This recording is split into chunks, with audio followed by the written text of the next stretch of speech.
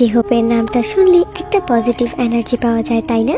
ও সবসময় হাসে, দেখলে মনে হয় ক্লান্তি জিনিসটা তার মাঝে বড়ই বিরল। এক অদ্ভুত হাসি রেখায় জড়ানো তার মুখ। ও সবসময় চিন্তা করে কি করলে বাকি সদস্যরা খুশি হবে, ভালো অনুভব করবে, কি করলে আমার আর্মিরা হাসবে। সুগার মতো একজন নীরব মানুষও জিহোপের ছন্ন ছায়ে এলে বাচ্চা সুলভ হয়ে যায়। সুগার মতে জিহোপ তো তার জন্য ভিটামিনের মতো, যাকে সবার লাইফে অত্যন্ত প্রয়োজন। তুমি হয়তো জানো না, তবে জিহোপ বিটিএস এর একটা বিশেষ অংশ, যাকে ছাড়া তারা 6 জন অসম্পূর্ণ। সেই একমাত্র মেম্বার যাকে ঘিরে ডেবিউর পর থেকেই নানা বিতর্ক শুরু হয়েছিল।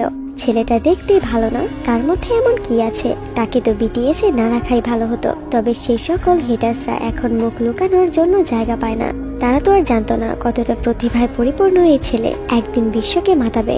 তবে তার ভাইরা জানতো জিহোপ ছাড়া অসম্ভব। তার আসল নাম জংহসক, তা পাল্টে সে তার স্টেজ নাম রাখলো জিহোপ, যাতে তার নাম বলা মাত্রই মানুষ আশা অনুভব করে। ঠিক তার মতো যেমনটা আশা নিয়ে সে বিটিএস এ ডেবিউ করেছিল এবং আজ তার হার্ডওয়ার্কের মাধ্যমে সাকসেসফুল। তাই সে আশানুবাদ ছিল যে তার নামের মতোই বাকিরা এভাবেই সামনে এগিয়ে যেতে পারবে সাকসেসফুলি।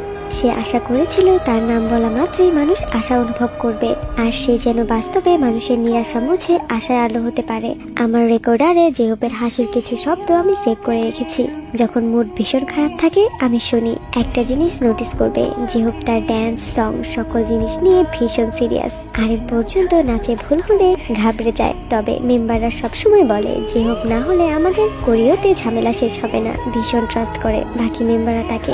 জিহোপকে সবসময় মাকড়ে লাইনের সাথে দেখবে, কারণ সেও জিনের মতো তাদের দুষ্টুমির ক্রাইম পার্টনার, লিডারও বলতে পারো। জিহোপ প্রচুর হাসে। তার মতে আমরা যদি হাসতে জানি তাহলে জীবন সুন্দর।